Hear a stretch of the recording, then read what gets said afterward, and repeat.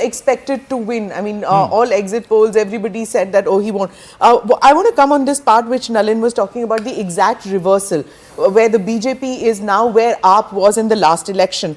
A couple of points I want to make is that the BJP reworked its entire strategy for this election, which you pointed out, not having a CM face, reworking. 40 leads for the BJP as we speak. And then they fought in the trenches. They didn't fight just the top angles.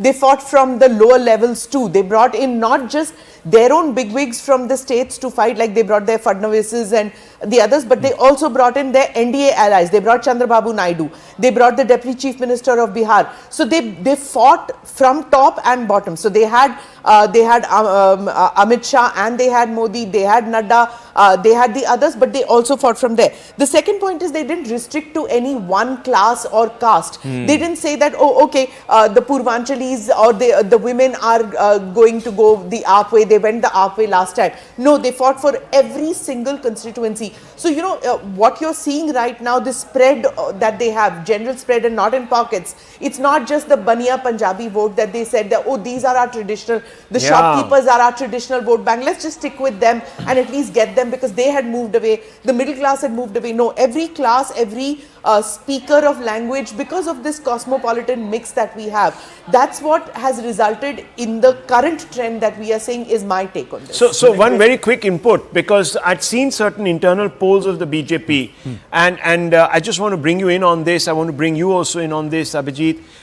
Those internal polls seem to suggest that the most disadvantaged, you know, we call them disparagingly JJ clusters. I hate that word, but the most disadvantaged who live in the not so nice areas of Delhi, the BJP was making significant gains in those. It was the women vote that was sort of still up for grabs, as their polls were showing, and they were hoping that there would be a late burst. But this shows that there is a new... They've got, like, they made inroads where they didn't. I think the BJP, like Smita was saying, this time they threw the army, tanks, like Air Force, Navy, everything on this. Because I think they've lost, this is the only state they've lost so badly. It happens to be Delhi, where the Prime Minister lives. Arvind Kejriwal makes personal attacks on the BJP leadership all the time. And Arvind Kejriwal went to Gujarat, got a 13% vote share there. That's the day it all started, I think. And then they have now put the full cavalry here. And I think it's showing results. 42 to the BJP. Everything. 42, 23. 42, 23. Leaderboard. Air Force, the tax breaks. I mean, you know, the middle class has always loved the BJP, the Delhi middle class, but every time after the budget, they were disappointed. They were like jilted lovers. This time, Nirmala ji even gave them the love, like they gave them flower bouquets. I mean, maybe, who knows, 2% their vote share. Yeah. Who knows, right? Somebody said, 13 din pehle hi Valentine's Day ho gaya hamara. That's what the middle class used to vote for BJP in the Lok Sabha and for Kejriwal in the assembly. But it seems, if this holds, that, you know, that shift hasn't happened. That the dichotomy is not happening. And that's best explained in West Delhi, where the BJP always used to have a strong vote, the trader class vote. It seems to be coming back to the BJP. In Palam, the BJP candidate is leading. In Uttam Nagar, the BJP candidate is leading. From Dwarka, again, the BJP candidate is leading. From Janakpuri, again, the BJP candidate is leading. Can you imagine? Last 2 or 3 election cycles, they've not had a BJP candidate leading there. Rajouri Garden, again, BJP candidate leading. Moti Nagar, BJP candidate leading. And if you come all the way to central Delhi, to Rajinder Nagar, Patel Nagar, all of those places, it's the BJP candidate who's leading. Right now in Rajinder Nagar, Durgesh Pathak seems to have taken a lead. So yes, 42 to 23, but a lot of West Delhi constituencies, the BJP seems to be leading. These are constituencies which had gone away from the BJP's kitty, but now it's coming back. So it's West Delhi, North-East Delhi, as Rahul keeps mentioning, Vishwas Nagar, Rohtas Nagar, Krishna Nagar, Shahadra. These are seats that the BJP again has not won. Gandhi Nagar, these are seats that the BJP has not won in the last couple of election cycles. Those North-East Delhi seats also seem to be coming back to the BJP. No, not just that, plus 34 for the BJP in that in terms of gains. How many of these gains are or were tight fights the last time, where the BJP lost, say, by a margin of less than 4,000, 5,000 votes? That also means that they've done the micromanagement also, yeah, right? The AAP is leading only in 2 out of those 14 which were close contests. The BJP is leading 12. And many of those, at least 1, 2, 3, 4 of those are from Northeast Delhi. So they seem to have got that game right, where the close contest seats that they lost the last time around, the BJP is leading in 12 out of 14, Aam Aadmi Party only in 2. So No, hang what on. does If this it's say going to about be Revdi politics? 50%, as Nalin is pointing out, 51% is the vote share. That means in every seat, the BJP is picking up the majority of the vote. I mean, Correct. are we looking at some sort of a runaway mandate? I mean, that's the Yeah, question. see, now. if it's see 66 out of 70 and it is 42-23 in favor of the BJP, these are leads. One for the Congress party, another 4 seats to go.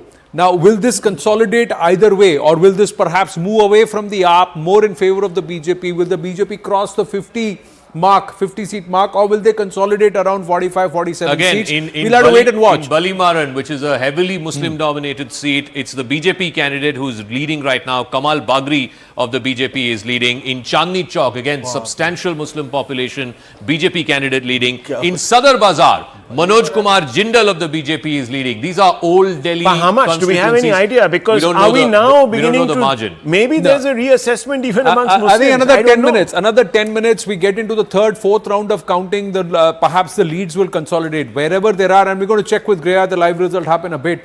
That how many leaders have opened up a gap of more than 3,000-4,000 Yes. votes in terms of lead. Vishwasnagar was another case where where after the first or second round, the candidate had a 4,000 vote lead.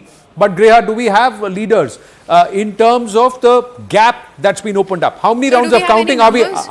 are we into about fourth round of counting somewhere in some constituencies? Okay, Anand, after fourth round of counting at Vishwas Nagar, we have a lead by BJP candidate by 587. by just 587 votes. So that it's is quite how close. close this is. Yeah. It's quite close. So And what about, Vishwasnagar is getting close. But what about some of the other constituencies? Delhi.